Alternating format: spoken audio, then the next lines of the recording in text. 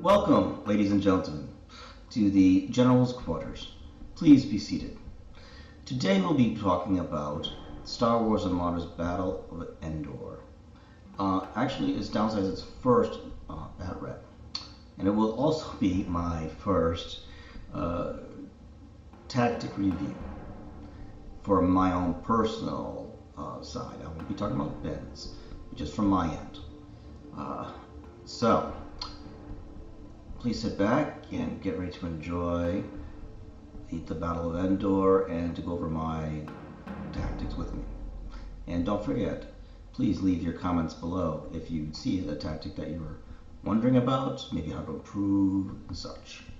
The link for the battle report, full battle report, because I'm going to be showing clips now, will be down in the description, as well as many other information that Downsize It needs to, not needs to I should say, but wants to put out there for you and to help you out.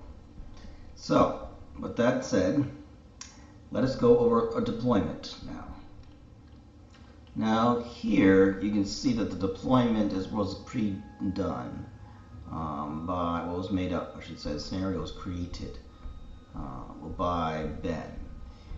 He took the forces from the Battle of Endor as best he could with the models we have and set them up to see if it actually would work in a Marta, if it would actually become the same outcome. Now, all the squadrons, so you all know, are all specialized squadrons. So, let's just say X-Wings, for instance, are all Rogue Squadron. Each and every single one. So these are homebrewed rules.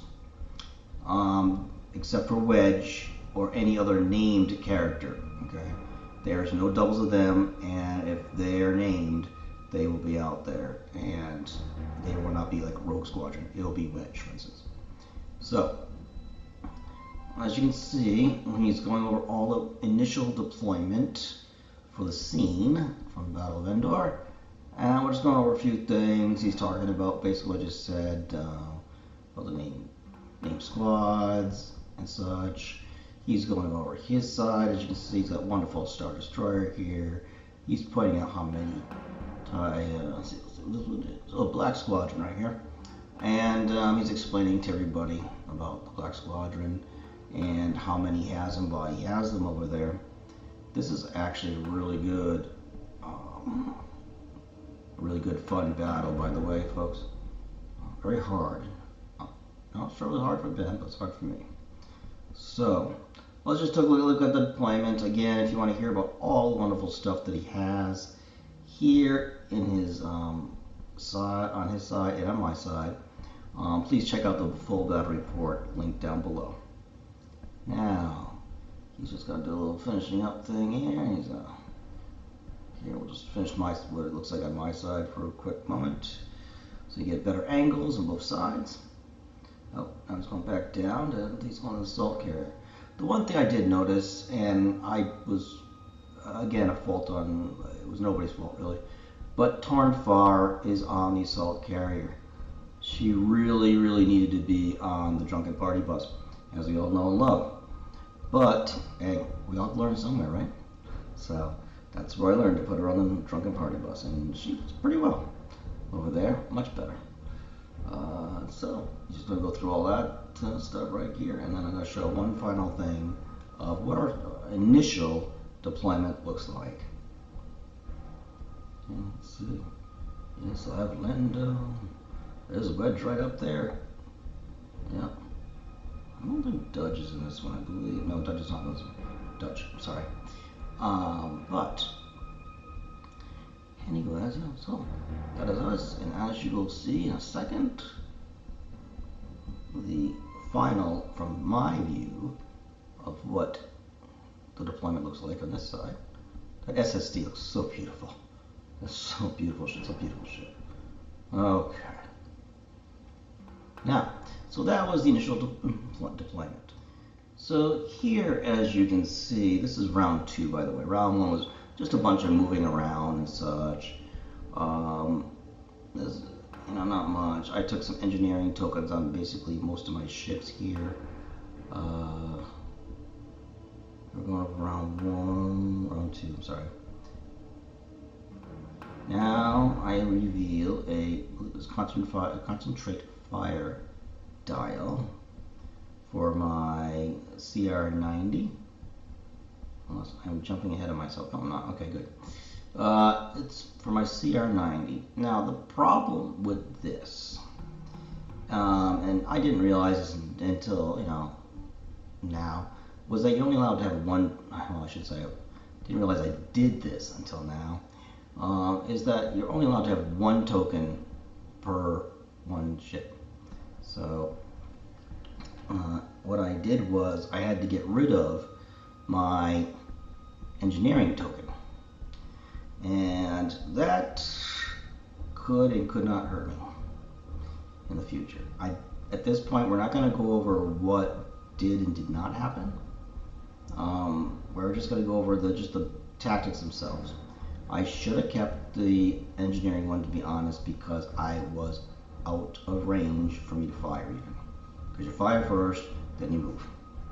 So now I will be within range, perhaps, of Ben's destroyer. Okay. So now I'm like, oh, what did I just do? So now I have a concentrate fire token. Now an engineering token to help me out. So that is this part, which I want to show you guys and explain. And I think it's just really important, and it goes a lot of, especially Rebel side, there's a lot of small ships that only have one command, and it's really important that you choose which command dial you want and which token you want to keep, which one you want to hold back. On this one, I should have, I'm not sure if I did or not, but I should have kept the engineering token. So I should have maybe actually had the engineering dial this turn, second round, and used the, I'd probably say navigate token, maybe. Navigate dial, I'm sorry. Navigate dial, so that way I could have maneuvered better. But again, this is, Ben and I haven't played because of the pandemic and such, the wonderful apocalypse. We hadn't played for a while. This was back in January. And so he and I both didn't get a chance to play together as much. So this is our beginning of playing with each other. I'm starting to get my mind out of the rust of working, not playing the game for a long time. There's a couple times I'll kick myself, but don't worry. That's not the aim of this series. The aim of this series is how to improve and help myself, and so that I can actually make better tactics to play against Ben and make out better games, basically. And when we're running a subscribers list, I don't want to do something that you guys like. My list, why did you do that to my list? Why did you take my CR90 and get rid of the engineering one and go for a concentrate fire? Why did you do that? So, this is just for me. It's a good thing to go over, and it's good things to go over as Batreps, to be honest. And I do enjoy them when I get a chance to see them. So, let us move on, and let's see what the next part is. Alright, so here I want to show everyone, it's what's called an inside turn. Okay, it's a legal move. It's a great maneuver to maneuver yourself so that you're kind of go to the left, which is what I'm going to be doing in a second, and not do an illegal move, which means you're crossing your tool. Okay, your maneuver tool. Ben is excellent at doing maneuver tools, so he could tell just by looking at it what is legal and what's not legal. Okay, so he's been doing. He's invested in this obviously since it came out, or a little bit after, and so he really knows his way around the maneuver tools. I don't think he needs navigation as much. Dials, so because he just does so well with the tool, he knows how well everything moves. But me, on the other hand, I do not do as well quite yet. I'm getting better, and I have to remember, personally, I do have to remember this maneuver that's coming up. I'm about to show you guys. So, this is the Nebulon. If I move if I moved at the, clicked at the 2, okay, going towards my left, I would have gone over the tool and made an illegal move. Now, I click at the 3 and the 4, because I'm going speed 3, by the way, just in case I didn't save it, and I'm sorry. Going speed 3, and so by clicking at the 3 and the 4, I was able to make an inside turn without hitting any of my squadrons or blocking my battle cruiser, which is key. I mean, you don't want to hit your squadrons, you don't want to block your battle cruiser, it's going to ram into you. You just don't want to do that. So let's take a look here just real quick. And so we're setting it up right here. Ben real quickly is going to be going over that. Oh, Rob, you don't want to click it that way because that's an illegal maneuver. You'll see his finger pointing this moment. Just trying to help me understand the maneuver tool itself. And as I've said, Ben is a great teacher. If you ever get down to sit with him and to play along with him, trust me, you'll see he's a really good teacher. So we're discussing right now where I want to go, and he's asking me questions about turn I want left or on right, because usually I say, hey Ben, I want to turn, I want to click it 2, and he's like, which way, Rob? So we always have this wonderful back and forth thing. It's kind of funny. It comes down that he just stares at me like, uh-huh. So, as you see here, we're clicking at the 3, and then I click at the 4. No, I don't yet, I don't. So, right here, he's showing me right there, that's where I'm going to end up. Okay? And I'm like, I don't like that because I'll probably be hitting some squadrons right there. And he's showing me that if I turn at certain points in the tool, that I would make an illegal move, but I could do what's called inside turn and do that right there. And I'll be able to move where I really did want to go, but I didn't hit any of my squadrons, nor did I get in the way of the battle jumped over my squads, and I was able to get out of the way of the Battlestar cruiser. So now the Battlestar cruiser can go up straight. There should be no problems. I mean, it looks close right now, but there should be no problems. But this was a good maneuver. I was actually very proud to learn it, and I do thank Ben for it and all that. Of course, I've said this a million times. He's probably rolling his eyes right now. But I didn't hit any of my squadrons and knock them out of place. At the moment, yes, it might not have mattered too much, because Ben would have just put them on the back of my ship. He might have put them on the front of my ship. You know, and if he put on the front of my ship, he probably would have swarmed whoever was right there. Okay, whatever X-Wing. Okay, or B-Wing, it looks like right next to it. Not B-Wing, sorry. Looks like A-Wing right next to it. He probably would have swarmed them and just blew them away. So by keeping them back, and Ben does this in the future Batrep, you'll notice, by keeping them back until the right time, it was just a great maneuver. Yes, the Nebulon is in trouble right now. He is, and I know that, unfortunately. But anyway, so this is what I wanted to explain, and I hope you guys learned something from it. I did, and thanks again to Ben. So now we're going to be moving my CR90 that we had moved earlier on in round 2, where I got rid of the engineering token, and because I was concentrating fire and I was out of range. Luckily, his destroyer moved closer. Don't know if it's a good luck shot or not. Now, I'm trying to debate here whether to take my Akbar shot, who's my commander, where I get actually 2 extra red. I'm trying to decide, do I want to take my front shot? Well, basically it will be 2 red. I don't believe it was blue and was inside at that point. Or do I want to use my Akbar shot and add in 2 red dice and fire into his Gazanti? Now, I have TRCs. I have an evade token, defense token that I can use.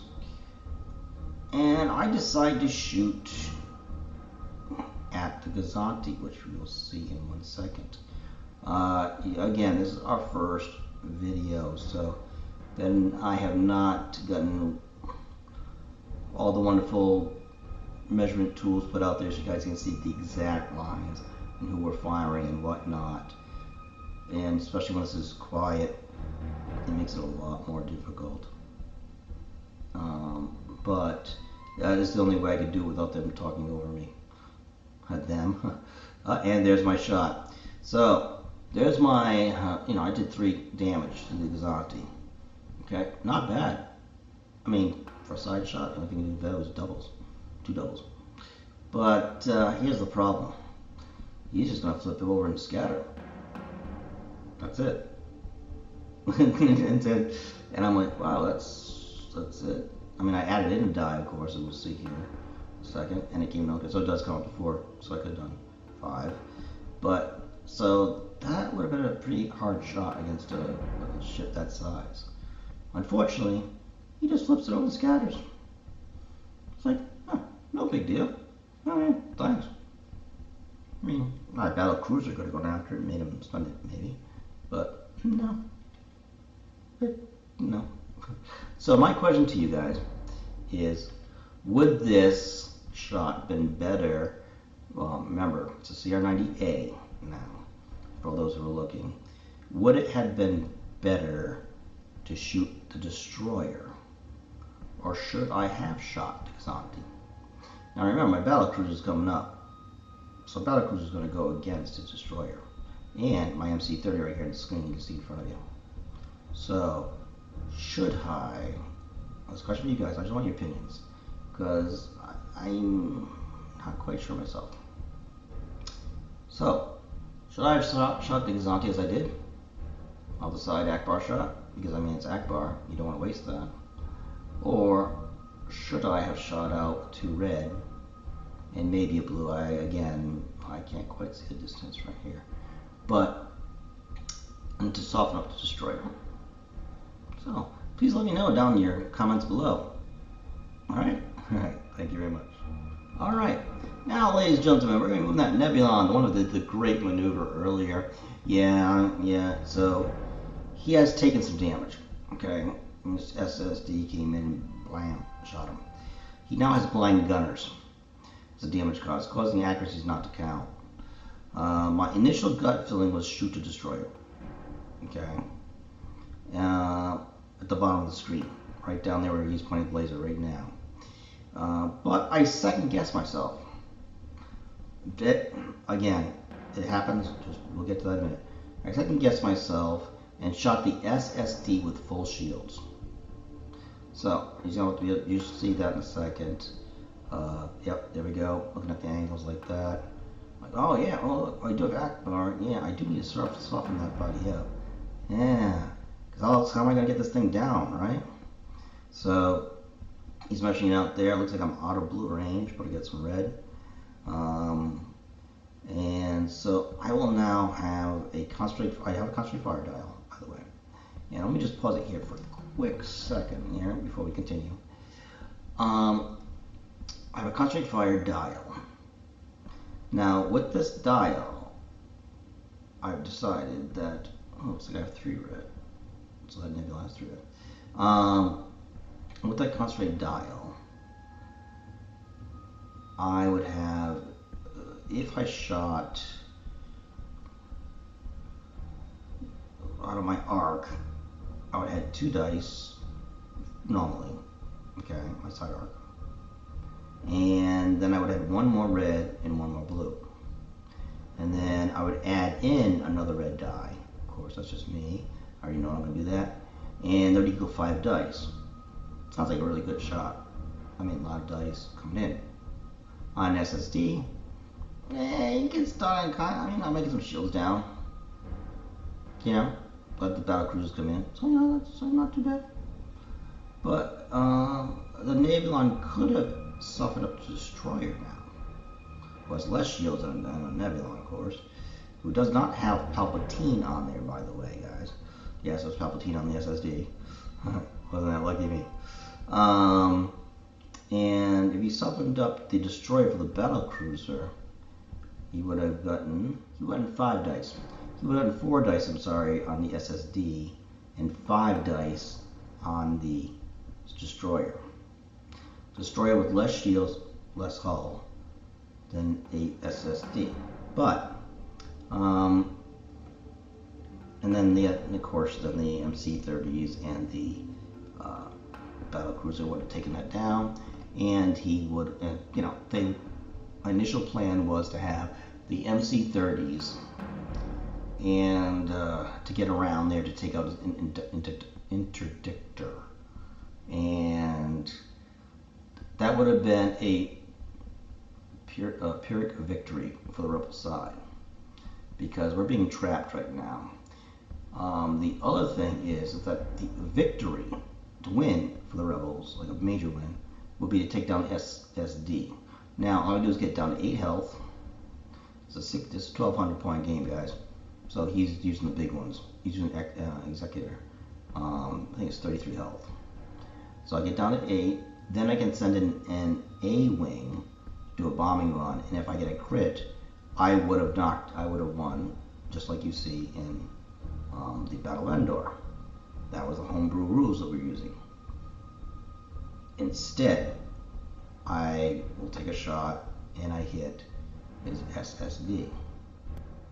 So yeah, so I was able to, because I had TRCs, to change it into a double. So here I'm looking at that's pretty good. I got 2 accuracies, I got a crit and 2 doubles. I mean a double. Okay. So I got 3 hits coming in with 2 accuracies. So I take down his his salvo, and I stopped, I believe it was brace, because I didn't want to split the damage, you know how that goes. So here, really all I did was a few points on his shield, and it wasn't even worth it. It wasn't. But as Ben will tell you, or say, well, you got to soften him up somehow. You got to start sometime. And I also knew that if I got my ships to his side arcs, he can get me in double arc and just blow any ship away at all, whatever he wanted to. He just like, oh, I'll choose to left today, I'll do right today, whatever, this round, that round. So, but my gut feeling was take out the destroyer. Less dice coming at me. I get my MC30s back there towards the Interdictor. I get the battle cruiser coming up on the side, so maybe I can do some double arcs on him, on his SSD, I mean. Maybe they can come help with the Interdictor if they can survive that long, of course. There's a lot of factors and all that. But I should have stuck to my guts, my initial plan. My gut feeling was telling me right. Would it made a difference? Would that roll made a difference? I don't know. Now, what do you guys think? Do you think that I should have went after the SSD like I did? Now, forget the rolls, by the way. Just ignore what the roll dice came out to be. But it's Nebulon, TRCs, okay, focus fire dial. So, should I went after the SSD, that full shields, might have had a hull damage or something, but I'm not sure, I don't think so. Or should I went after the Imperial Destroyer instead, which has a MC80 battle cruiser staring right down at it, and also an MC30 coming up on the side with a CR90 coming at it too. So with all that firepower, I probably could have taken down the destroyer and kept moving and gotten less damage, or maybe moved quicker some of my ships, even my MC80. But what do you guys think? I'd like to hear. Alright, okay. Let's check out the next clip. Okay, welcome back everyone. We are now going to be talking about my other Nebulon and how it did. What was my decision with that one? So he's just finishing up a few of his moves and stuff. He's showing my Nebulon right there, making sure we got everything right. And so my second launch Nebulon should have gone after his other destroyer. Again, same situation almost as the other one. The Nebulon has damaged munitions card, which forces me to remove a die from my attack pool. So this is another one that, good question in a way. I have a concentrate fire dial, which we're about to get to. Should be about there soon. I should have Akbar'd his destroyer. Okay, I really should have. Which I would give taken, which had taken 4 damage by this time. There was MC30 and MC30, and the MC80 I believe attacked. So I should have Akbar'd shot in with my starboard side and flacked out my port side. Because if you look out my port right there, you can see a bunch of fighters that are. I mean, Nebulon has a pretty good arc. I mean, she does. I mean, she would have got 1, 2, 3, 4, about 5 maybe 5. One might be cut off. Okay, I'm not quite sure by the angle, by the video here. But if I'd flagged, you know, it might be 1 to 2 dice rolls. I'd have to look up the Nebulon, which I did not. And so, I mean, even 1 damage. Plain damage on a 3 health ship. When I think about it, 1 damage. That's a lot. And for a couple X-Wings to go in there and just take out, that'd be beautiful. And then I could have gotten, again, take down the destroyer. 1 less activation he has. Less damage he has coming out towards me. And then I could actually get back faster without being slowed down, try to take shots and all that jazz. Just go full throttle with the MC30s, get them back there, set them up nice, slow them down. Anyways, that would have been great. Would have been great. But we'll see what happens. Now, I'm still waiting to see what we're doing here. It looks like we're still discussing. Yeah, okay, here comes the pen. I can see his shadow. Discussing about which I should shoot at, because this was a very hard decision. I mean, he's got a Gazanti in front of me, but which was a choice too I had. I've learned that shooting Gazantis is almost not worthless, but it's just a lot harder than shooting anything else. I think I'd rather shoot a Star Destroyer. The Gazantis that scatter is just annoying and they innovate. So, it's annoying. Plus, at the end of a game, they don't count for holding a board. So, you know, you can let those things live if you want. I mean, if you get a good shot at them, they put some scatters and evades and such, then that's, you know, take them out. Definitely take them out. Because they're going to be pushing the fighters and bomber control, all that stuff. And they might have Vader on them too, so get rid of Vader, of course, if he's on there. But anyways, and it looks like I hit, yep, I did. Hit the destroyer. We don't show the dice here on this one. But I knock him down to 2 shields, and I believe he has 4 or 5 on here. But only knock him down by 2. Now I'm looking at my front arc, side arc, I'm sorry, on the destroyer. And I do take this shot. So I take a side shot, which just sounds like I could contradict to myself. I took a side shot onto his destroyer, his Star Destroyer. But I also took a side shot on his destroyer. So I guess the real question would have been, should I flak instead of shooting at his SSD? Should I flak instead at the squadrons, his squadrons, but still kept this shot right here that I'm about to do? Again, we're not going to go over the dice, how much damage I did to it, whether it was minimal or maximum damage, but I felt more confident in with shooting. Let's say I learned from my other Nebulon that shooting the destroyer was far better. Now he's got early warning system right here in the front of his destroyer, as you can see in the bottom corner, which basically does an obstruction. So now I've knocked down some of his shields. So now my big MC80 right there, he can come in. He hasn't been hit yet, and I can shoot him. So I mean, this right here was a good shot by my Nebulon, and it was what I should have done with my other Nebulon right there. That's what I should. And what I learned right there, and that's just great. I mean, I'm just thinking about that right now. What I learned right there, within what, a couple moves, what I should have done. Now, the next maneuver I decide, and the next question I have about my tactics is, should I flacked out his squadrons, or should I have actually fired out his SSD?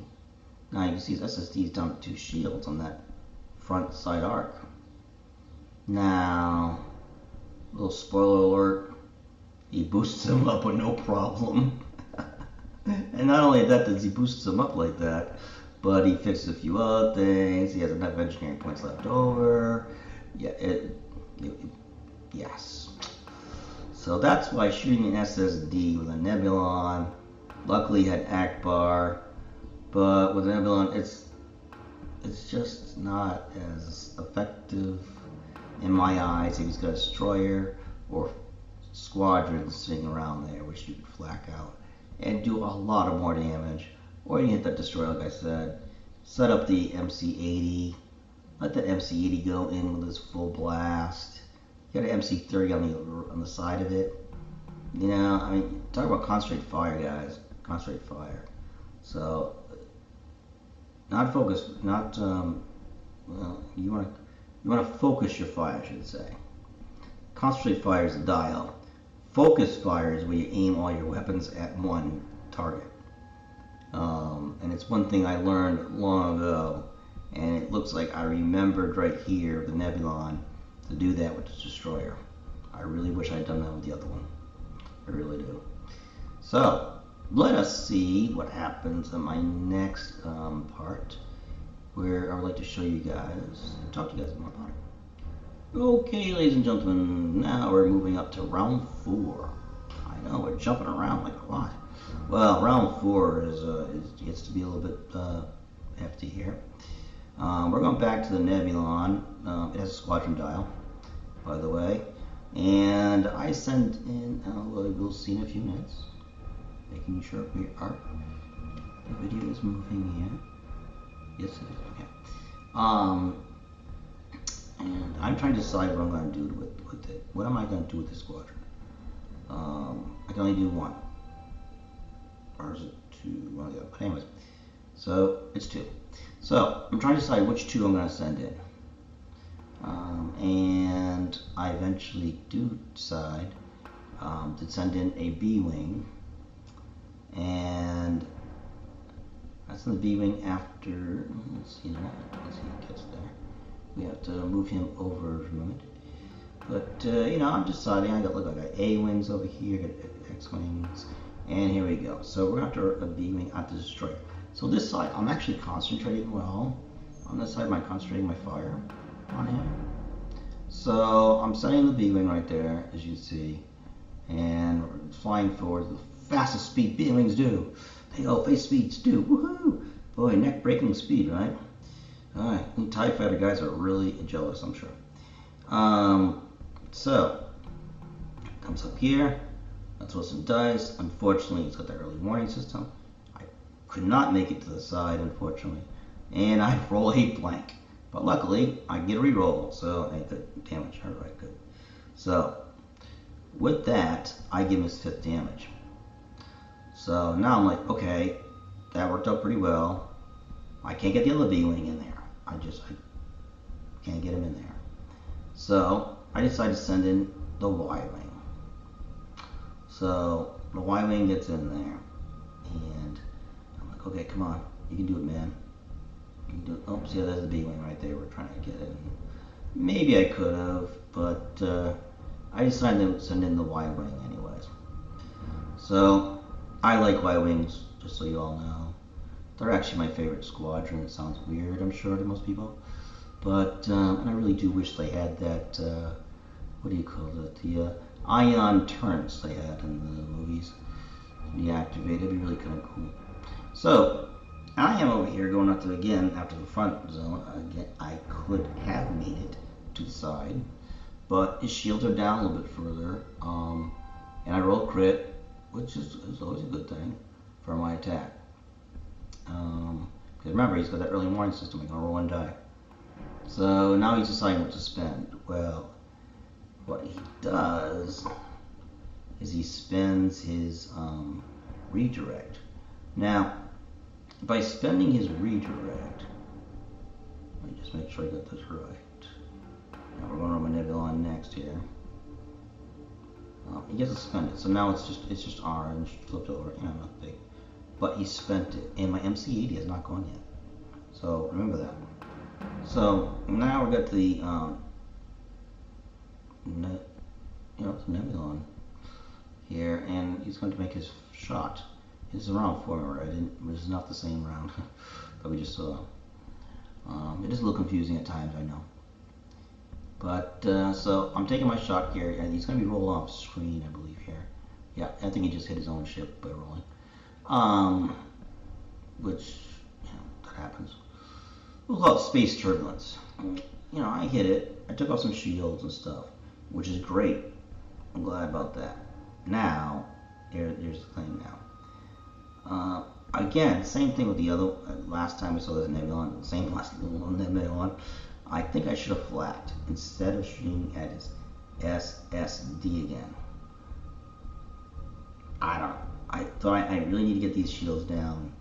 I need to let somebody else get in here. I need to shoot. So, I really need to do that. But, no. I shoot his SSD. So, go with your gut feelings, really, guys. If you see something on the board and you think, okay, my Nebulon's not going to just hurt the SSD as much. It can hurt it still, don't get me wrong. But it's not going to hurt as much, but you've got all these fighters you can flak out at. Flak out the fighters. Trust me, those fighters are only 3 health. If you do 1 damage, that's a lot to a TIE fighter. That is extremely a lot. So, anyways, that's all I have to say. So now, you have to remember now, by the way, that not only did on the destroyer that Benz has burnt his, actually, yeah, he burnt it. Burnt his redirect, but he has no shields on his starboard and aft side. This shot right here will do it. Okay, so starboard and aft have no shields after the shot, and I believe it's a pretty good one. I mean, we do get better, as you guys know. You've seen our latest battle reports, but showing the dice with the dice tray and such. It looks like I have an accuracy with that blue die, and then I can't quite see the reds.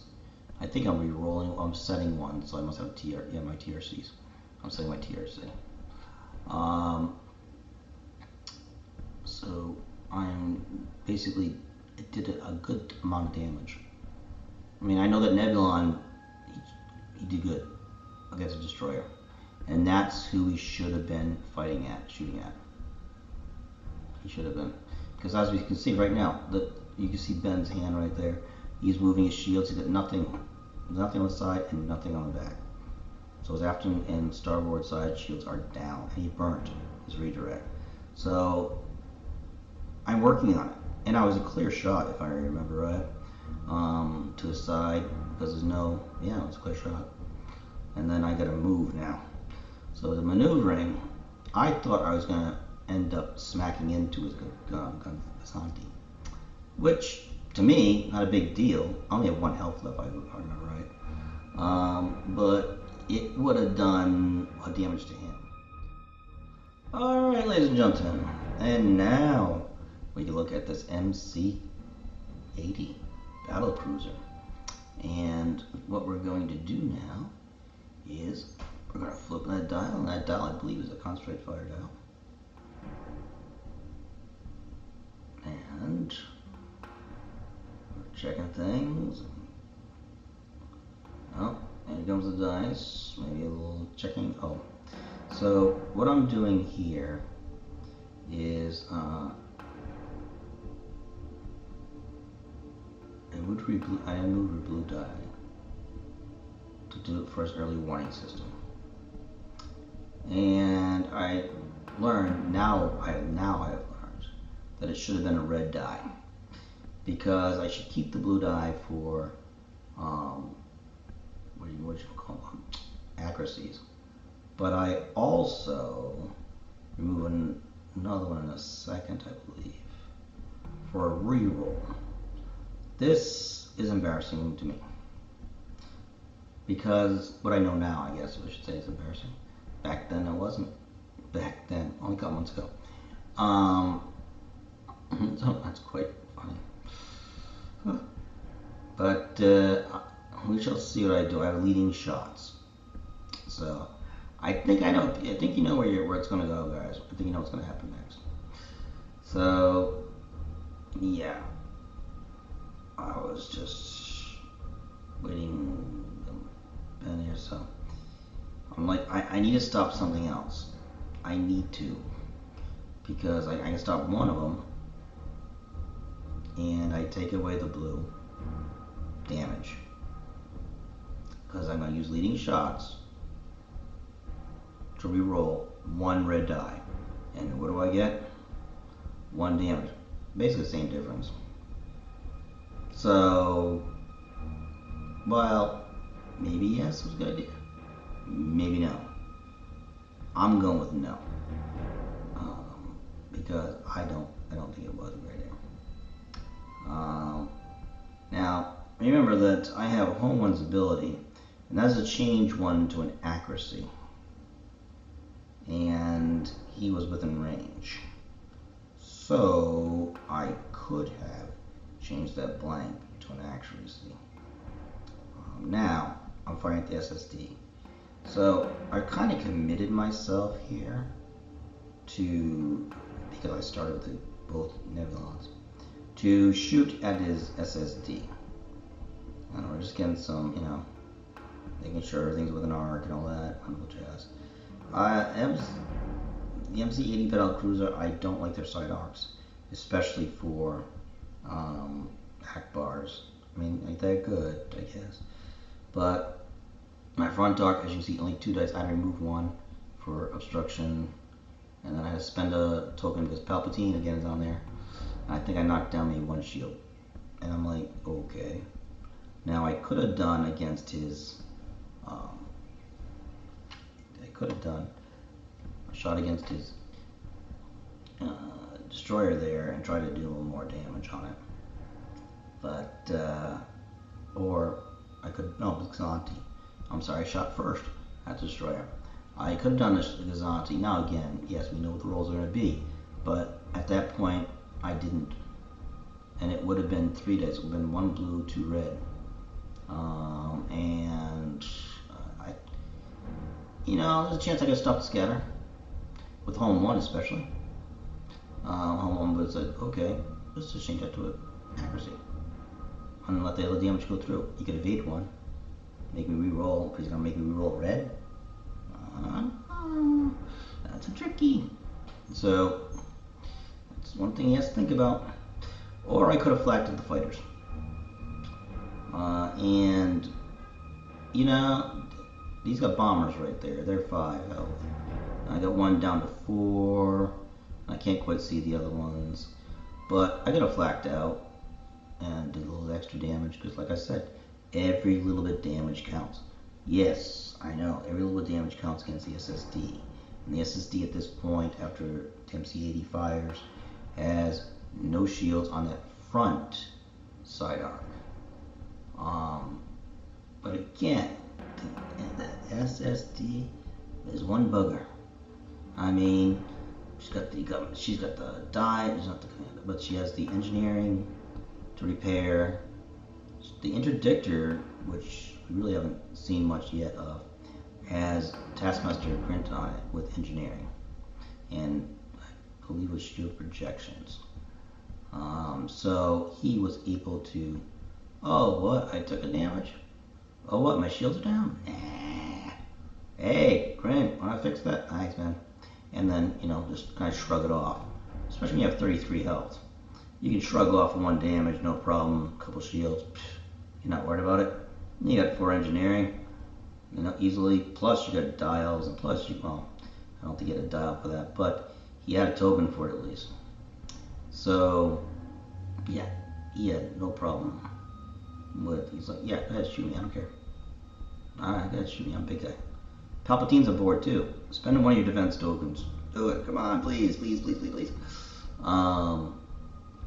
So that one would have to have been something that if I wanted to shoot the SSD, I would have to have come double arced on him, but not in a way where he could double arc me. So if you look at the SSD, the side arcs or even the frontal would be really dangerous. But the side arcs have a lot of dice, yes. But you can maneuver your ship, and I'm not sure I could have. Well, not with the destroyers in the way, anyways. But I can maneuver my ship, my MC80s, for instance, or my Nebulons would have been even easier, to be honest. So they would only have one arc to deal with. And then I could have unloaded and really knocked down and probably done a lot more damage to him. I tried to do that in the front, as we see with my Nebulons already, and it's like he's like, yeah, okay.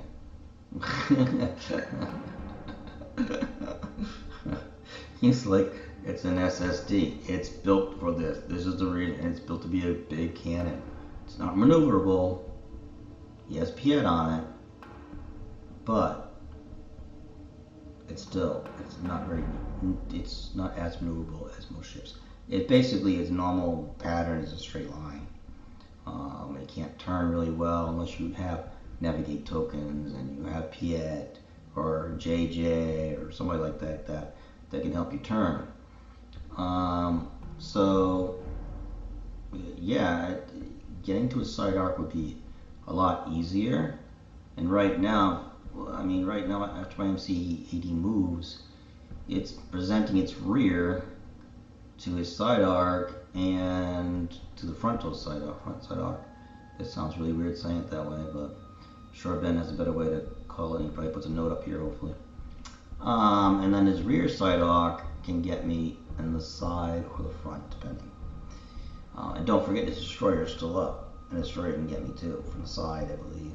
Can't quite see from this angle. In his rear, so he's got double arc on the MC80 if you wanted to. So he has me double arced by 2 different ships, and they're not wimpy ships, obviously. Plus he's got bombers nearby, he's got sabers, he's got defenders, he's got who knows what else he's got out there, all the other TIE stuff. You name a TIE, he's probably got it out there. So yeah, it was a difficult maneuver, very, very difficult maneuver, but I should have definitely gone just all out on, well, I did, the destroyer in the front arc, but then shot at his Kazanti or flak. I don't remember what flak the MC80 battle cruisers have, but I think they're pretty decent. Yeah, but again, even if it was one die, that's 1 damage more, and I have all these X-wings. So yeah, if I can knock them down more and more for the X-wing to take out, do it. If I got a bomber, I don't want a bomber anywhere near my ships. These bombers are massive, especially if they're gonna get double arced. So, but anyways, that's enough babbling for me for now. Let's move on to the next part. Alright, ladies and gentlemen, now we're off to a start of the MC30 battle cruiser. And that's the one where I've damaged the destroyer of his with 5 damage. Those bombers are on, everything else a little while ago. So again, I am checking my arcs here, damage-wise, where I can go. And his hand got in the way of the dial, but not the dial, the ruler, sorry. And looks like I'll be shooting at that. It only has 2 shields, remember. So I'm thinking I should really get a good shot in here. I kind of agree with this tactic that I did. I really do. I mean, 2 shields, friendly SSD, and flacking the squadrons. Yeah, and so we're getting that dice out. Oh, they were rolled. They moved off camper, unfortunately, but I see 1 accuracy at least. I guess our damage here and there. So now hopefully I remember to use that. Yep, there we go, good. 1 ability. Change another accuracy. Now I have 2 accuracies. So I can block 2 things. 1 I already know is a salvo. He's got salvo on there on the SSD. Now, again, I'm spending another token, defense token. Don't be scared to defend those defense tokens, by the way. Or don't be scared too much. You always got to worry about spending them. But if you find the SSD with Palpatine on it, you're going to be spending defense tokens. So, and it doesn't matter which version, honestly. You'll be spending defense tokens if Palpatine's on there. But what I want to do is that I want to be able to hurt him, the SSD, so I can get rid of the Interdictor and get rid of Taskmaster Grint, and get the Pyrrhic victory by destroying the Interdictor. And that way my guys can hyperspace out. So I do knock down the shields to 0, okay? Sorry if I misspoke earlier. But I knock them down to 0, and let's see. Yeah, lockdown is redirect and his salvo. So if he had another redirect, which I believe he does, which causes him to spend his brace, reducing damage, the 6 damage I hit him with. Hit him with 6 damage. Down to 3. Okay, I think EA. The SSD only had 2 shields, so he takes 1 damage easily in there. So I was able to get not only 1 damage on the hull, but also reduce his shields to 0. This is important over my overall tactic, having to reduce his shields to 0. Having my MC30s, attack his Interdictor. Making him choose who Quint will heal. Will he heal the Interdictor, or heal the SSD? So give him bad choices.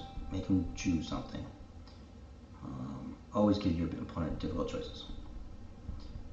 Flacking was good move, since I had pretty good idea that his SSD will attack the battle cruiser. Why wouldn't it, right? So I wanted more defense tokens. I didn't want to attack it twice, is what I'm saying. Because I don't want to spend all my all my tokens up.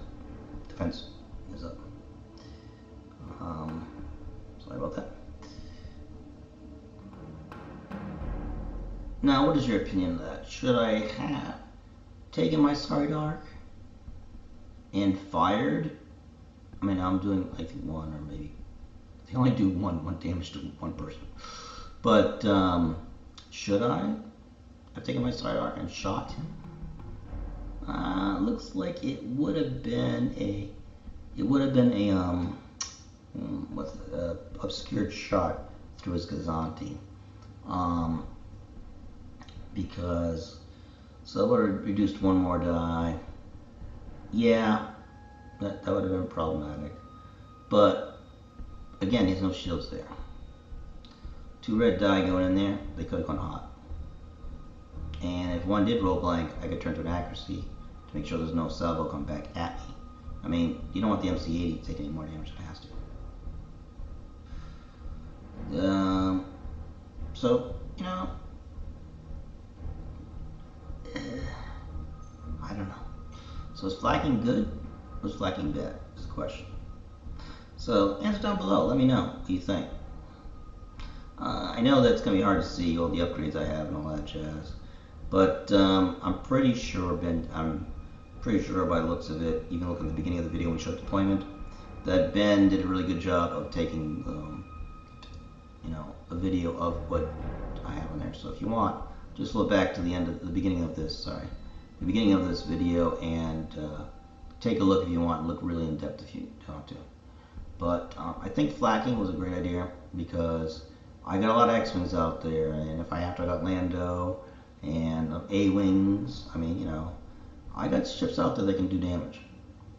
Take them out. So, yeah, let me know what you think. I'm kind of curious which one was the right one to do. Alright, ladies and gentlemen, now we'll be moving the MC30 now. We're coming up and around. And I'm trying to go for that interdictor right there. You'll be seeing in a second. But first, I get to fire upon his SSD.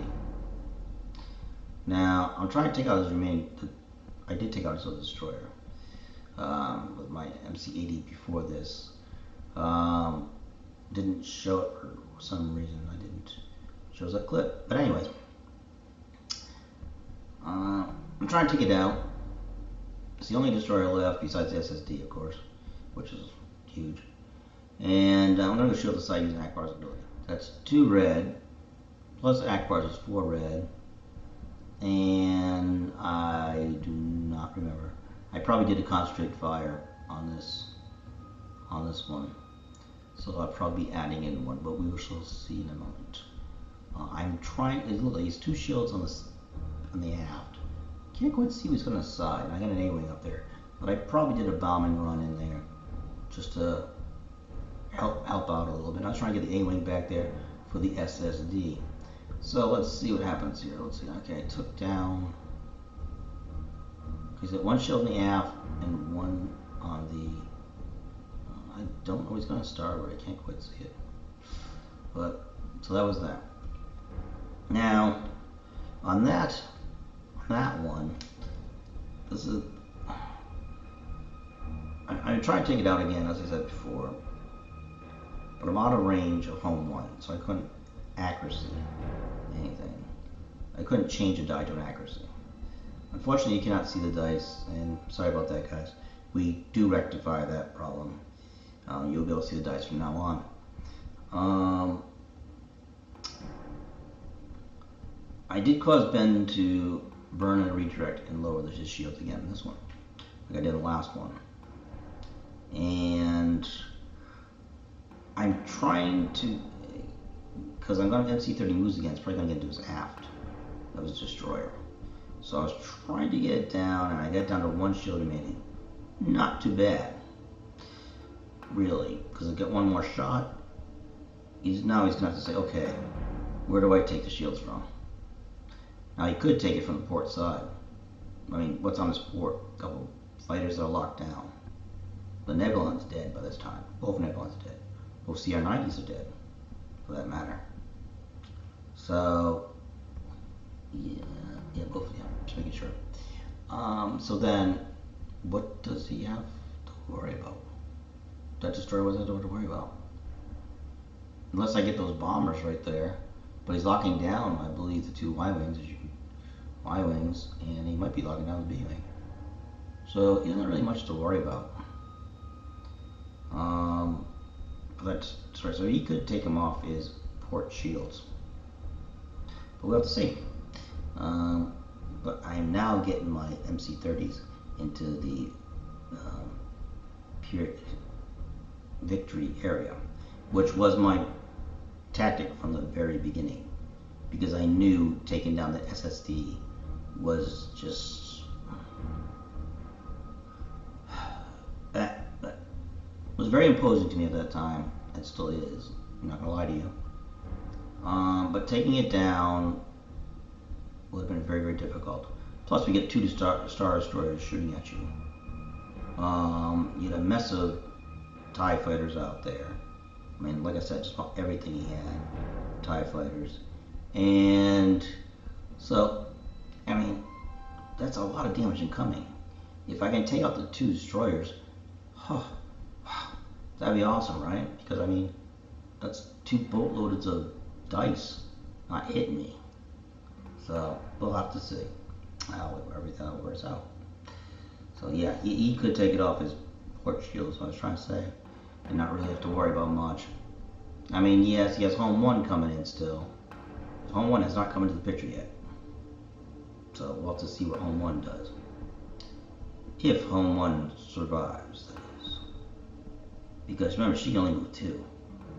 And I believe she was moving full speed. I could be wrong. But, so she had to get inside there. So Akbar's moving in there. But unfortunately, everybody else is going faster than him. So, let's see how that works. So, what do you guys think? I'd like to hear your opinions on all of my moves here, whether they're good and bad. Deployment was set, so there was no way to change deployment, by the way. So again, we're trying to go for the movie. The way the movie's deployment was, we're trying to do that. And try to see how it works. But again, for the moves that I'm doing currently, as you see in the clips, what do you think? Do you think that the MC80 should have maybe turned more towards SSD? Maybe it should have split. Maybe it should, I don't know. What do you think? Alright, ladies and gentlemen, and now we're coming down to Home 1. It's the last move, round 4. Torn Far is on Home 1. Mentioned in the beginning, wrong place to put her. Torn Far, it rerolls blues. And right now I got 2 blue on my side hull. And blues are great for accuracies. So I'm trying to shoot the SSD. And the shields, it looks like it might be 2 or 3 on his frontal shields. So I'm trying to get in there. And oh, by the way, Home 1 ability only affects other ships, not itself. So I won't be able to make an accuracy out of something. So let's see how well I do. I don't know if we'll see the dice here. So I'm just going to go into it here. I deal 6 damage with 1 accuracy. Okay. I take that accuracy and lock down his salvo. I don't want his salvo to hit me. I don't want him to get extra shots on me. He doesn't. I don't need to give him free shots. You should never give your enemy free shots if you can. You know, you might have other choices, of course, depending. But I have a concentrate fire token. Now I will re-roll this blank into an accuracy. That is awesome for me, by the way. Locking down is redirect. For this ship, and I mean the SSD, redirect is amazing. Yes, you still only have 3 hulls you can redirect to. And as you can see now, he's actually in the last turn basically repaired all his shields up. So here he is taking down some shields here, which leaves him with, I think 0. I'm not quite sure, it might be 3. So he's only got 3 shields down the back. And on the front, on the front shot. So I'm not quite sure. I mean, I really couldn't do much. I could use a frontal shot into that destroyer. I could have, but you know, the frontal arc of Akbar's ship is not as impressive. Well, it shouldn't be as impressive anyways, as his side arcs. And if I want to use the Akbar ability, then I want to show the side arc. Because, I mean, I'm getting like, let's see, it's 4, let's do 6, right there, 6 alone. Be 6 red dice without even any other upgrades that I have on there. Which I don't think there's any upgrades on there that will help me. But, you know, I mean, that's just, it was so tempting. And I did it. Now, as you look, I don't know if I flagged or not. I don't think I flagged out sides. Flagged out the front, I'm at. Well, there's nothing to flag out the front, maybe one bomber. But I don't think there was... Oh no, I don't think I can even flag if I do Akbar's ability. My bad. I should know that. It's my man. So that was my one shot. So yeah, I could have flagged it 1, 2. But one definitely fighter. And the others I think would have been out of range. But, so taking that shot was something I had to do. I had to do. And I mean, I did, at, you know, some 6 damage to him. Grint had to basically help out the SSD. So, you know, we'll see. So hopefully all the choices I'm giving him are going to be bad choices. And I got to keep reminding myself that as I'm sitting here talking to you guys, actually, I got to keep I'm trying to give him bad choices. Or choices, even. It doesn't have to be bad, just choices to do. Home 1 will end up in a bad position.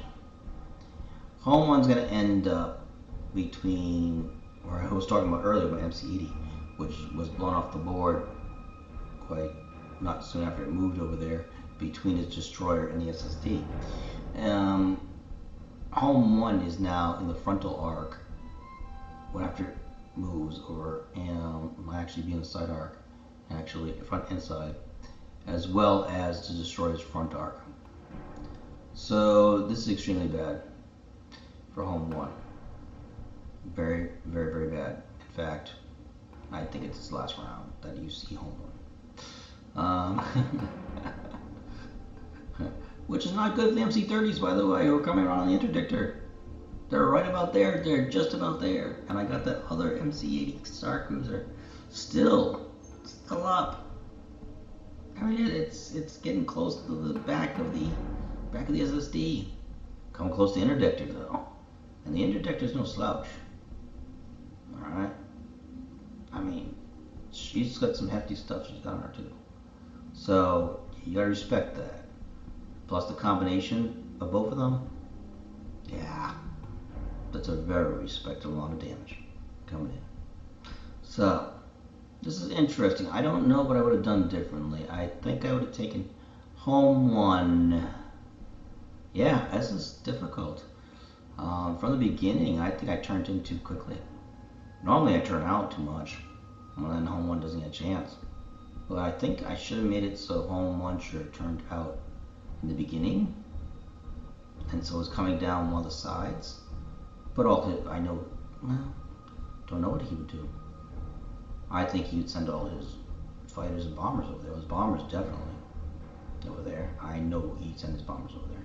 I should say that. But there'd be less of a chance of him getting severely double arced, we'll call it, by the SSD and his Star Destroyer.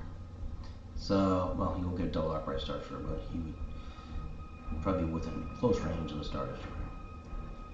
So, without that speed though, the only thing about my MC80, well, this is Assault version, but the only thing about the MC80 Home 1 versions, oh, they move speed too. They're turtles. I mean, they hit hard, but they're turtles. They move slow. So, but let's see what happens next. Alright, enough of that. Let's go to round 5. Alright, ladies and gentlemen. Now we're moving on to round 5. Ben has activated his SSD first. He destroyed my other battle cruiser, which was on your right. Yeah, it was. So I activated Home 1 first. But I think I should have activated MC30s. Wow. The reason why I think that is because I think he could have got some shots off at it. I think he could. I don't think he's worrying about them, to be honest. I think he wants to take down Akbar, so that way the MC30s are not as effective. Which, to me, is a smart move, actually. Is that he takes out home 1 in many ways. But I activate home 1.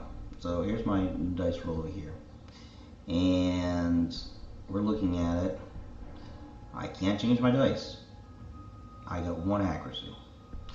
That 1 accuracy, I took out his salvo, I believe. And I removed 2.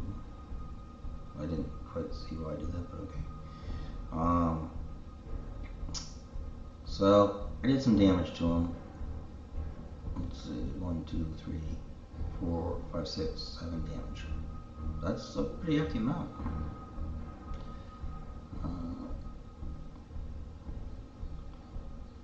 But unfortunately, you have to remember. Yep, he's spending a brace and a redirect, if I remember correct. Maybe contain.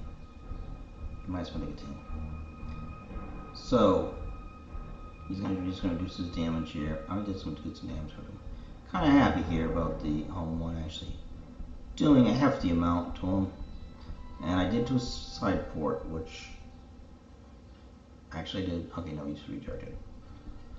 I'm sorry. He only got 1 shield left on his front. So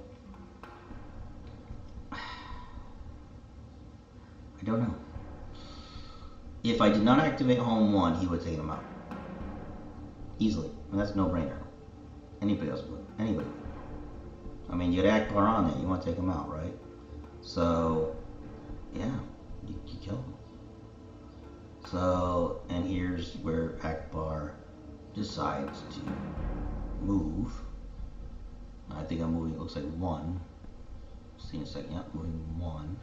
I'm trying to do a turn. I want to keep, I knew when I was originally, oh actually I might move it 2. I wanted to keep my Starbucks on both of his ships. Now, theory-wise, I think everybody's heard about the Akbar slash, where you go right down the middle, you shoot both out on both sides, and you hit 2 ships. Yeah, I've tried doing that. This is where I'm going to try to do that. I'm going to try to maneuver in order to do that, I should say. But you probably shouldn't try in this scenario. When you got an SSD on your side, one side, starboard side, and you got a Star Destroyer on your port side, getting in between both of them, and you're going to be in the front target of the Star Destroyer. So there's that. Yeah. It's it was really the only move I could do. Going speed 2, what am I going to go? Straight forward? If I go straight forward, he's going to just shoot me in the aft. The Star Destroyer, anyway, Super Star Destroyer. Star Destroyer is going to shoot, basically, right the front. I mean, why not, right? I think I might have moved my shields from there. There's a 1 black, so I think I might have activated a bomber. But, or, I mean, yeah, I must have activated a bomber. The B-Wing. But, anyways, yeah, as I'm talking to you guys, I'm kind of losing track of the video. I just enjoy talking to you guys. So, yeah, the movement is going to be interesting on the MC80. It was a bad move, and just, there was no really good area to go. Not from here, anyways. So we're about to find out where I move here. Still playing around with Bomber Command and all that.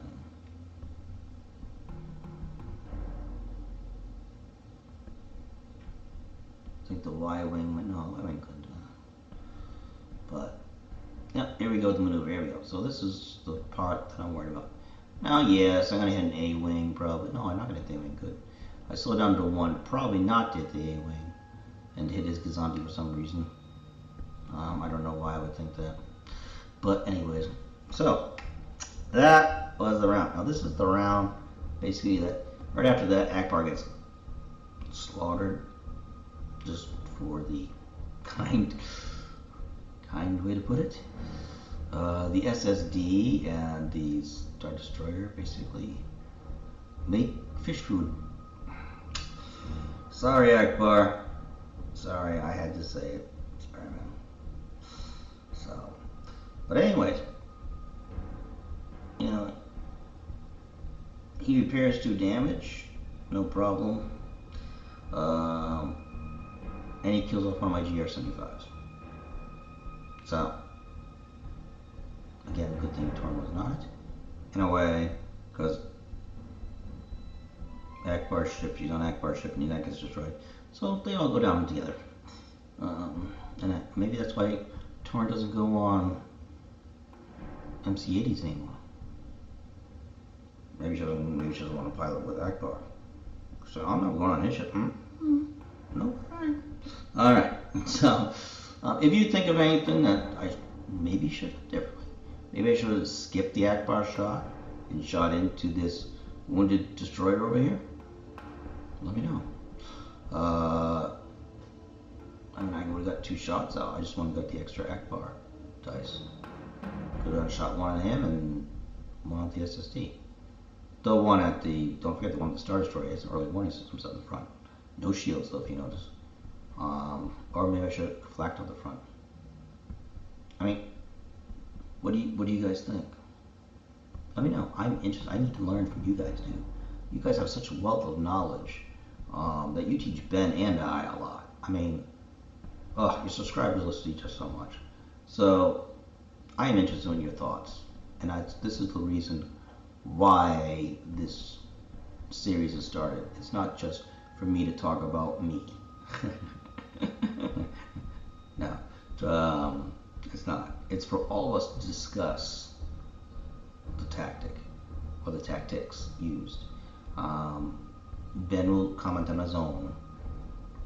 I do not comment for anybody else, or I'm not commenting on anybody else's.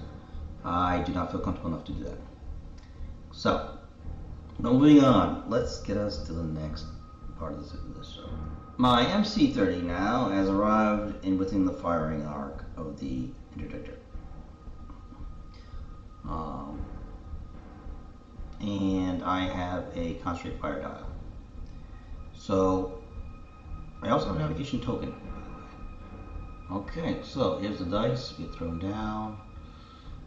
Good, except for one blank, of course, which I roll. Must roll 2 blanks. Okay. I re-rolled 1. I don't know why I didn't re-roll it, or added a die, I should say. So, 5 red plus added a red. Yeah, so I had 5 red dice, and I added another one. I only do 3 damage, which is redirected to the front and shields. Now the front shield is down by 2. Starboard's down by 1. Has 1 shield left. I use my navigation token to slow down to 3. And I double arc him right here. You'll see that in a moment. I'll double arc him. So I'm learning to use my MC30s early, and then later on in a Batrep you'll see that I forget. Yeah. So anyways, now what I'm worried about now is I see this. You know, I'm worried that he is going to, after I see what I did, and right now I see that he can move Interdictor forward and I'll be out of his range. I was trying to get within range of my black dice, but I'm pretty sure he's going to move. And it makes sense for him to move, to get out of the way. He's, probably move 1 or 2. You know, I mean, as long as he doesn't ram his own ship, which he can repair, he can also repair his own.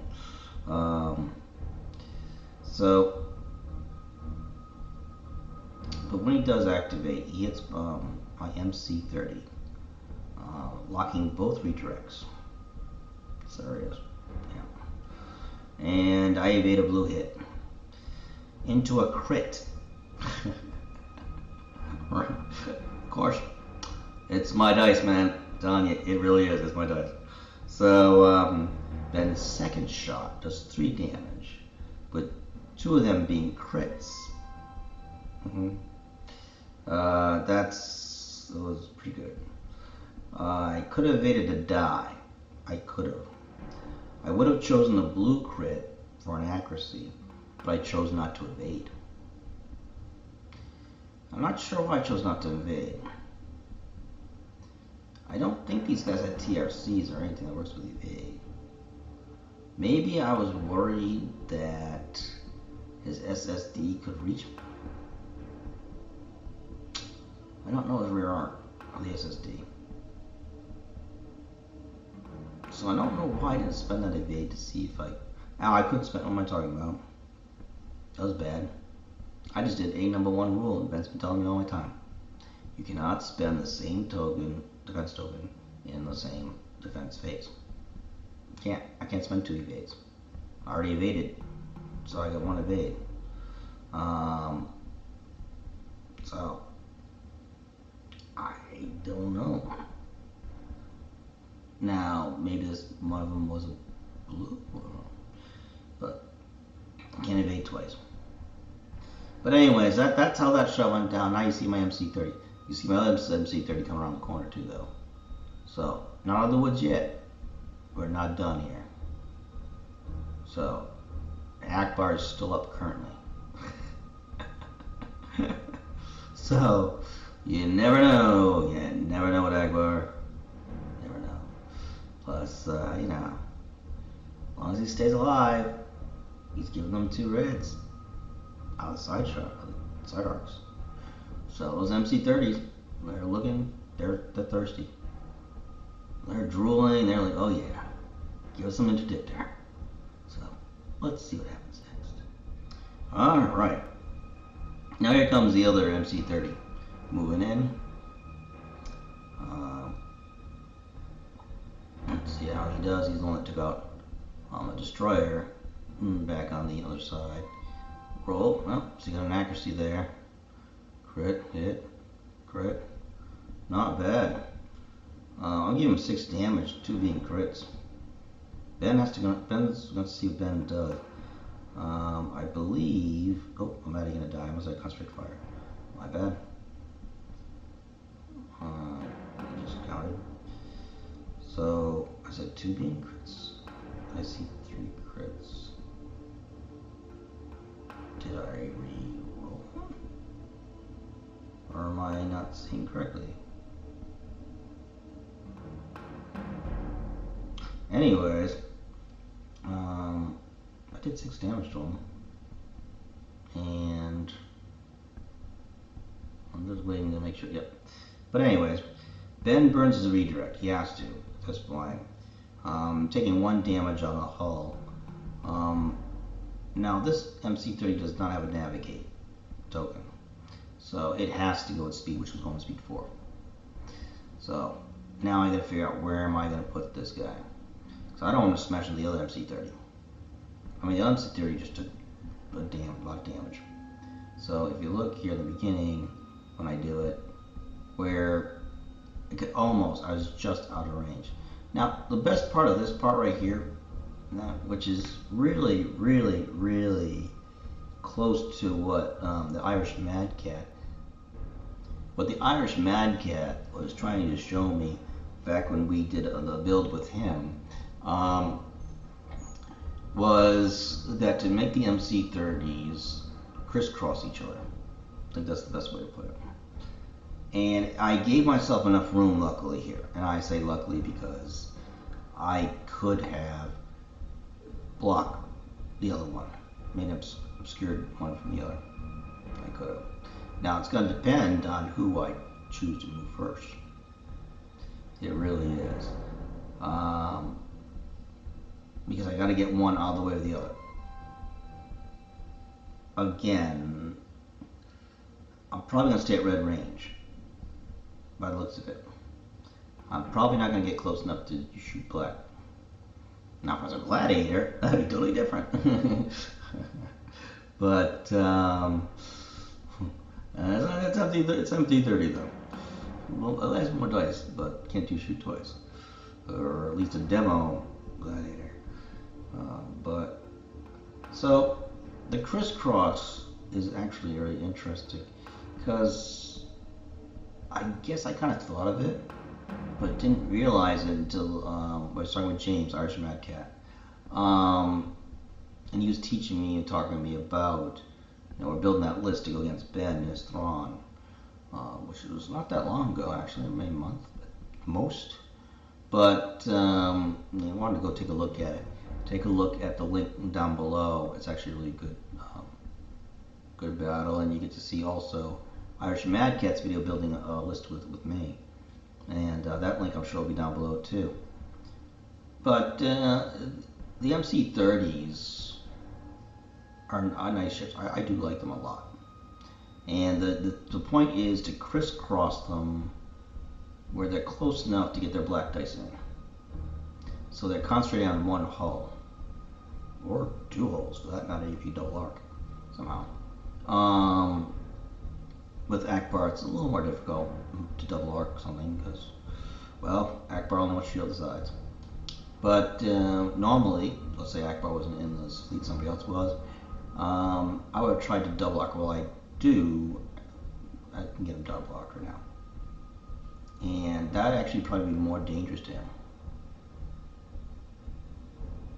I think so. I think with Akbar, sad to say, really is sad to say, I think Akbar really hurts the MC30. If I get the MC30 to do a double arc, I can only shield the sides. And while the sides are nice, and it's having to give me 2 red dice, when I get close with the MC30 down there, and I can double arc him, that's 2 chances. 2 chances per MC30. So Akbar might be hurting these maneuvers here. Something to think about.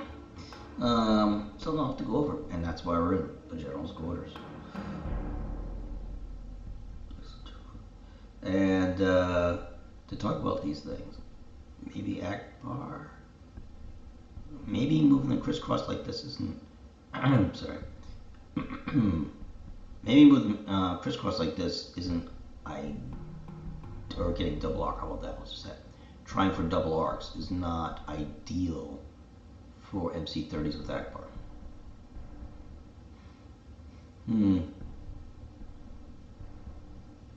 Interesting. Something to think about. Let me know what you guys think, because that's an actually interesting concept. It just hit me now when I'm looking at it. I'm like, the double arc is great. Looks great to me. Unfortunately, with Akbar, I mean, I don't have to use Akbar. That's a great thing. I may use Akbar, but I have Akbar out there, so I want to use Akbar. It's one of those things where I think you need to look at commander and think, is this commander going to help me, or is my ship going to help me in that situation? I really do. That's what I'm thinking. So I don't think Akbar is bad with the MC30s. I think just in this situation, I should not have Akbar. I should have done both shots. Now, of course, I'm talking about the one that went before, but I think both were really good. Side shots out.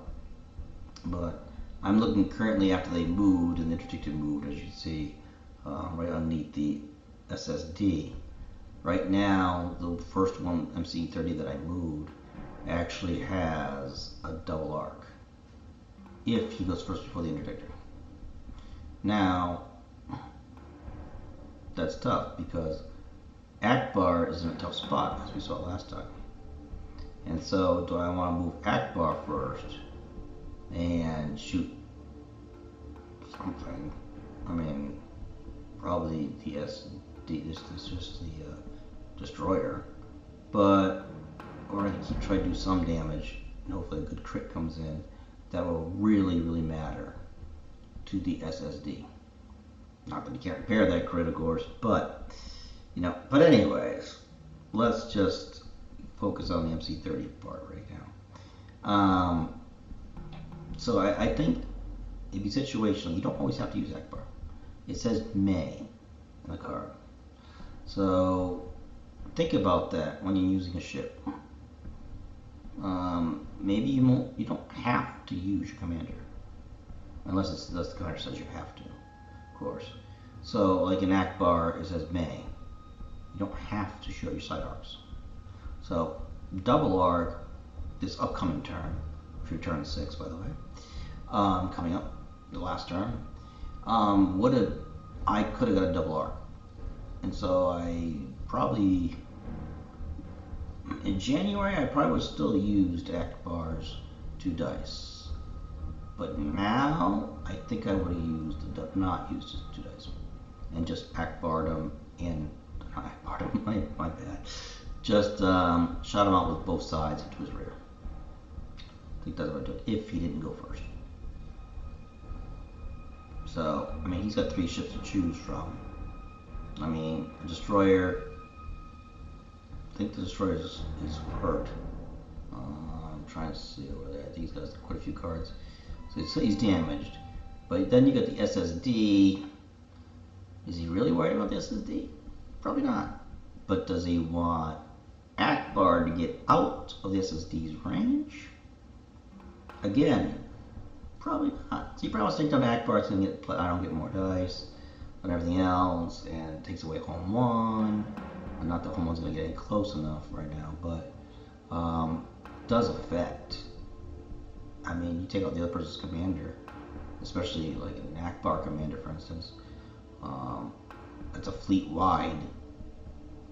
Then, yes, I think taking out Akbar, if he does it this round, 6th round, is the smartest move.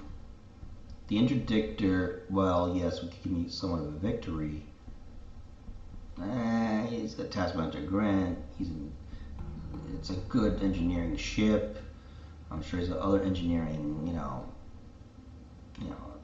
upgrades on there to help him out and everything else. So the ship is not in that much of a danger, unless he's just worried about me getting a Pyrrhic victory. But in this game, the Pyrrhic victory really only matters, if I remember correctly, is if the capital ships are still up. And I believe the MC30s are not considered capital ships. If they are, then yes, I can see why he would move. But maybe rules clarification for Ben. Is the MC30s a capital ship or not? And I probably should have realized that beforehand. So, but still, what do you guys think? Is the MC30 a capital ship? And would it have been better in the upcoming round to Akbar or not Akbar? So, tell me what you think. I want to know. Because like I said, I just realized this by looking at the MC30. So I'm kind of interested in finding out what you guys think. Again, I don't know all the upgrades. I can't really see them from this point of view right now. I think it would be an interesting conversation. Because again, you don't have to use Akbar. But anyway, let's leave it at that. So, here's a question for you guys. Another one. I've already asked you a couple already. And again, that's what we're here for. We're here to learn from each other, get different opinions, theories. So, what do you think? Akbar or no Akbar? And go for double R. Okay, so it's the beginning of round 6. The SD is going. He's using an engineering command, which is repairing about everything I did. He still has 1 damage, by the way, if you guys can see way over there. And now he's preparing to fire. He's going to fire to my side arc, as you can see, which has no shields. Yes, it has no shields. So, we're going through. He's think he's doing intensified firepower. I think. I don't know who the tapped guy person is, but he's getting things all set up. He's getting his dice. We're gonna see some damage, and whoa! And I'm gonna take a hyper jump on this side of the board. Again, he's just trying to show people that what could happen. He's thinking about flacking these guys out, and it looks like he's decided he's gonna flack some here. And get rid of his A-wing. He's kind of worried about it. I know he's going for points in a way, even though this game is not a point game. This is a situational game, like Pyrrhic victories. Can I get my capital ships out? He's not being a jerk, mind you. He's just playing.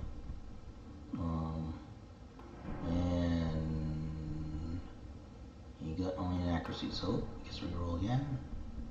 And takes away the A-wing. So the A-wing dies.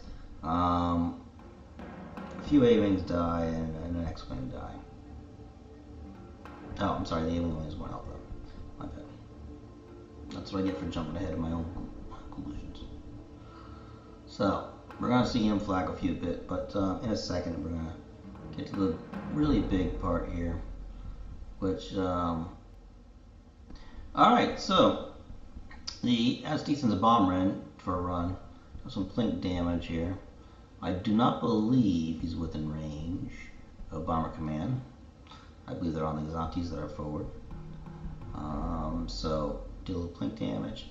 He killed off an A-wing. I think he might kill off an X-wing somewhere. He's sending in another one. It's a little further back, but he can still do it. Oh, muzzle blank. Can't just roll. Thank you. I do appreciate that. Thank you, Xantis, for charging it. I'm kind of glad they don't have retro rockets or anything like that in this game where you go backwards. But I kind of wish, sometimes I wish they did. So, I think he's just finishing up his stuff, looking around. Checking out. One more A-wing, which I think he's going to be able to take out easily. Oh. Well, maybe. He might get a reroll here. I think it's a reroll here from one of the commanders or something on top. Yep. And I'm not sure what he did there. But anyway, I know it does take it down. Or at least hurts it badly. So I'm at this point. It's the end of the round. It's kind of decided in a way who's going to win. And like I said, yeah, as you see, it actually got destroyed. But it's kind of decided who's winning at this moment.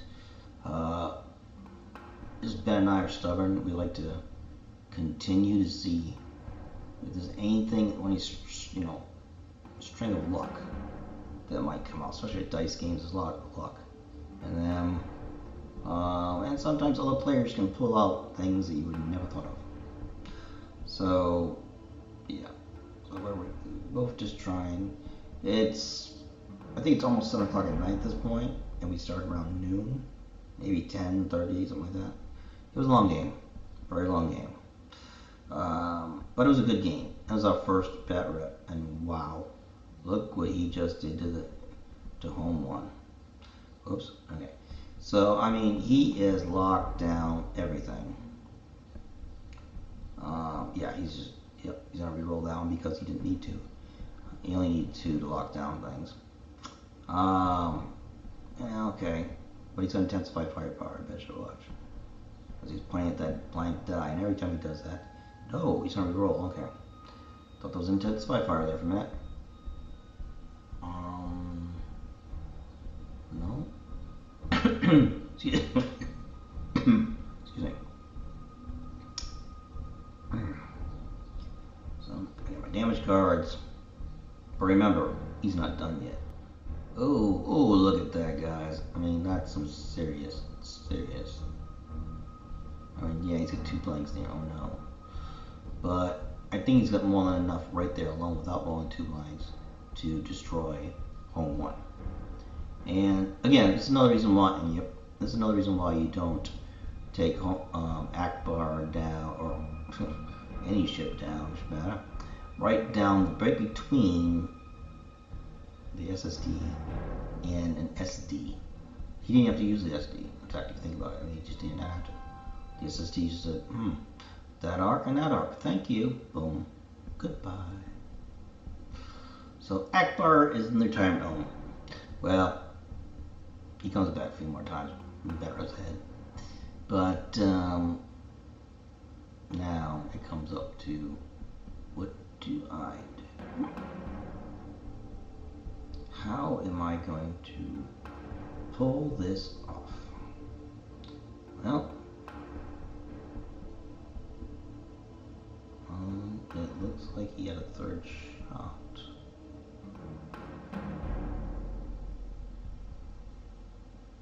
Trust me, ladies and gentlemen, we do get better at showing where things come from. And I do have the volume on mute, so you can hear me talk, because otherwise it goes over the sound of the, okay, I must have been shooting at the audio somehow. Oh, he's shooting at my, okay. He's taking out my GR75. Alright, so here we go. Here's the MC30s. This is important. This is my only chance now. Remember, he's repaired. All the shields are up. And that's what I get.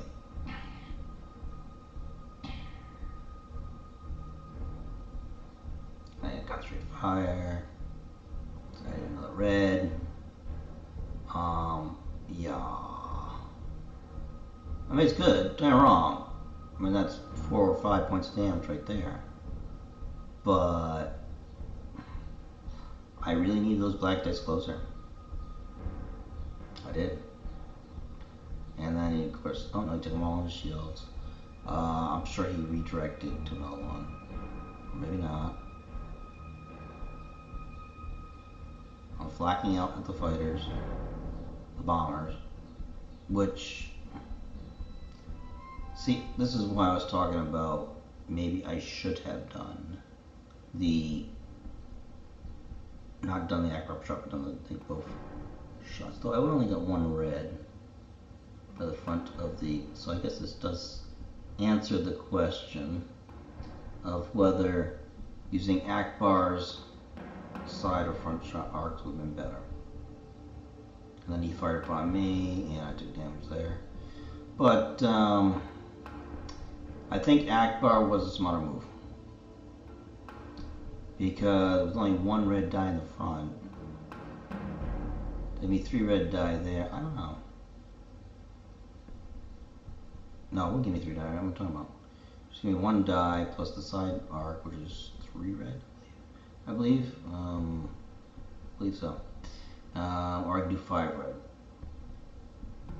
Something like that. Anyways, doing what I did with the Akbar shot, I think was right. But again, guys, we're gonna go with. I wanna know what you guys think. And luckily, I did my crisscross correctly. No smashing into each other. That's always awesome. Yeah, and then of course the Interdictor is probably going, and this is basically the end of the game, guys. Right here. I mean, Akbar's down. The MCs are going to be okay. He's just fixing, or I should say, fixing his dials from when he got damaged. No, he's actually redirecting. Engineering. I think that's what we did, engineering. So, yeah. So I think it comes down to right here where we're like, okay, there's nothing, he's going to move forward. Yeah, so he's an engineering dial that he used to repair everything. And he chose Interdictor. Remember, I gave him choices. I was trying to do the back part, give him bad choices.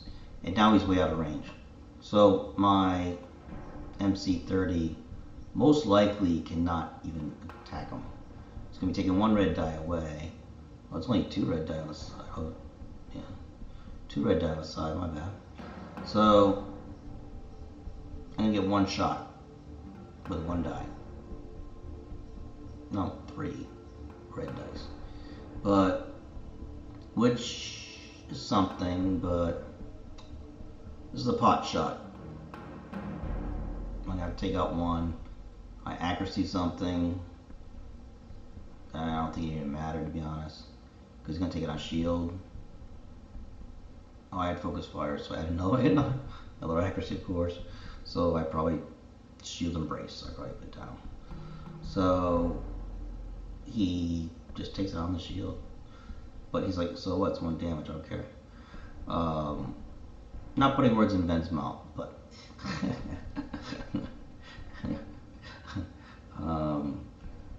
You know, so now he's showing that this is it. I mean, there is no way of defeating the Interdictor, or there's no way of just. So this is it, because we're both tired. So it's late at night now. It's 7 o'clock at night. We've been playing this like I said, like either 11 o'clock till 7, and so yeah, you see the time way in the back there, 7 o'clock at night. So then, so we will end it there. And if you guys want to see our end talk where we kind of laughed that our first Batrep was a 1200 Batrep. Ugh. And we should start with the 400, right? To see how things went and to see how things, mechanics and stuff like that. Not just for the flying the ships around and fighting and battling and all that jazz, but for like rolling the dice, taking you know, the right angles for the camera and everything else. What we should knock out, maybe some of the squadron stuff and everything else. This is all stuff that Ben's already fixed. You guys have watched it many times. So yeah, we had some long conversations after this, a couple days, I think, about how we could make it better. And you know, we did. And I like to think we did. You guys can tell us if we did. Maybe Ben doesn't think we did. But I do think I think we made it much better. Battle reports after this. This was very entertaining, a lot of fun. The Battle of Endor is a battle that Ben has wanted to do for quite a while, because he has shook his head ever since he saw Battle of Endor. He likes the battle, don't get me wrong. He likes the battle. But he's like, that they should not have won. And so he wanted to test it out. And I want to test it out. Why not? Do it. I don't care.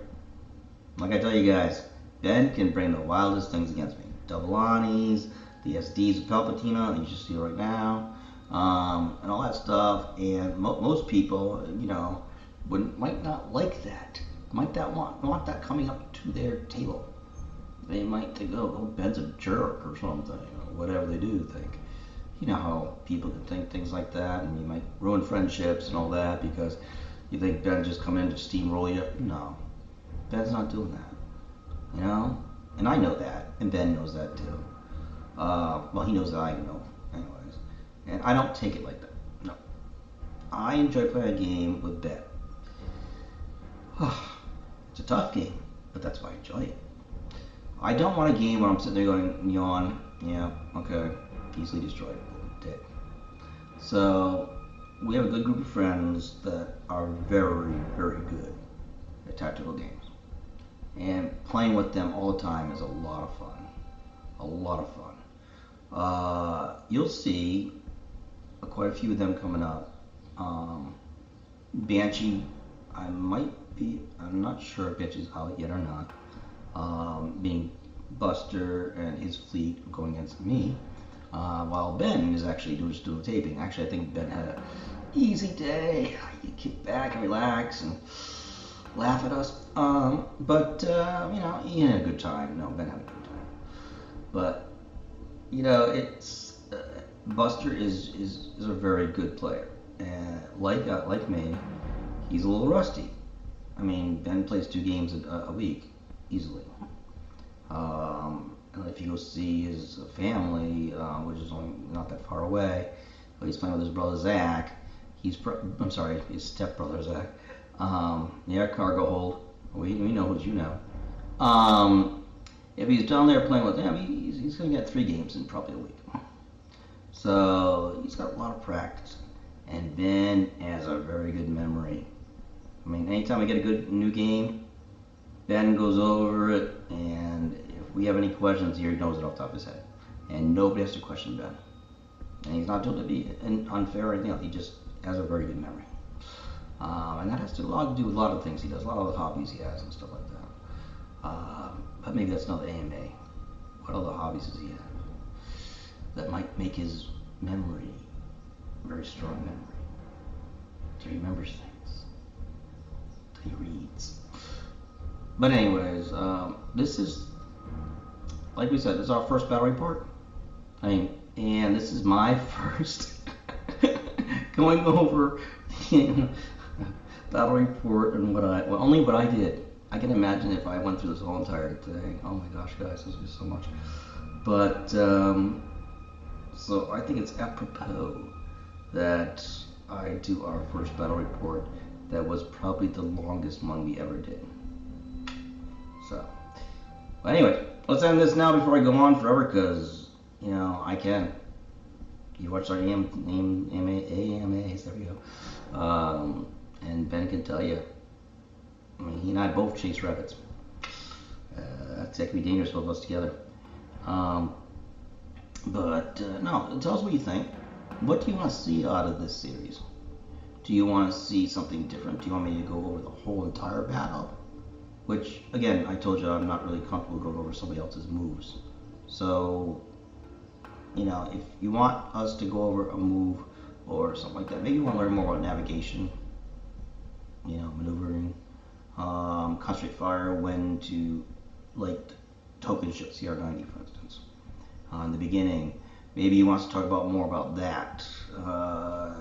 What do you guys want to see? Let us know. And the the general's quarters is for talking about the tactics that we did and why. And I mean, you guys have asked us questions in the comments below before for our bat reps. And there's a lot of times that Ben and I have both looked and gone, there are times where Ben and I will try to think, why did we do it at that time? Because you got to remember, you guys are seeing it as it's happening, and we already know what happens. So it might be a couple days too. We have a lot of things going on in our lives. So at the time, it might have looked like a good idea. Hey, we should have done that. Okay, great, that's cool. Let's do a 1200 battle report. Yeah, okay, for our first battle report. No, I mean, talk to us. Come on down there. We enjoy talking to you guys. Sorry I've been out of the conversations for a bit.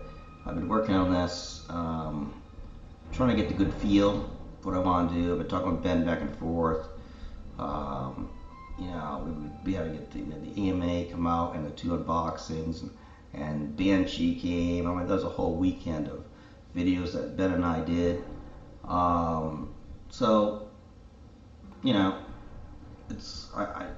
was a bad one to pick a 1200 report for. So, anyways, let us know what you guys want to think. What do you guys think, first of all, about any of the questions I've asked? Please put them down in the comments below. You don't have to answer every single question, of course, but if you have an answer or you have an idea or an opinion or whatever you want to call it, please put it down there.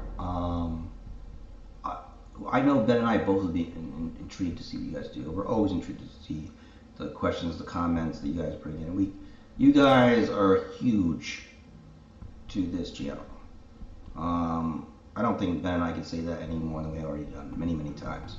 You guys are very, very important. Without you guys commenting and talking and being involved, I don't think Ben and I would have done this as long as we have. So you guys are, our extended friends. Yeah, I think Ben will agree. You're friends with us that we don't haven't met personally yet, and I guess with the pandemic, that is an interesting way to meet people all across the world. By the way, because we have people from various different places, Ireland, where did that come from? Italy, for instance, and various other places we probably don't even know about. Canada, I think one person was from. But and people that Ben and I normally would not meet, because maybe we would have gone maybe a state over, or two states over. And we're playing lists. Your subscriber lists are incredible. I mean, they really, really are. Again, Ben and I might look and go, what? And then we play it, we're like, oh, we get it now. And it's another idea. And then Ben and I start implementing it in our own fleets. And it's better than just playing against, let's say, 4 other people. Let's say Ben plays against 4 other people. It's much better with all you guys, getting in here, talking, showing us some things, and teaching us, and as well as, I don't know, just giving us lists that we would never thought of, and showing us how to learn them, how to use them. It's great. I mean, it's wonderful. So anyway, enough of that. I'm babbling. Ben is probably getting tired as I'm babbling and just thinking I'm going to edit some of these things out. And he knows he can edit whatever he wants to. He has the power. I'm only the Padawan to the Great Master. But, yeah, let us know what you think. How do you like the series? I know it's only one. I know it's a long one. But, yeah, let us know what you think. Alright? Until then, guys, dismissed.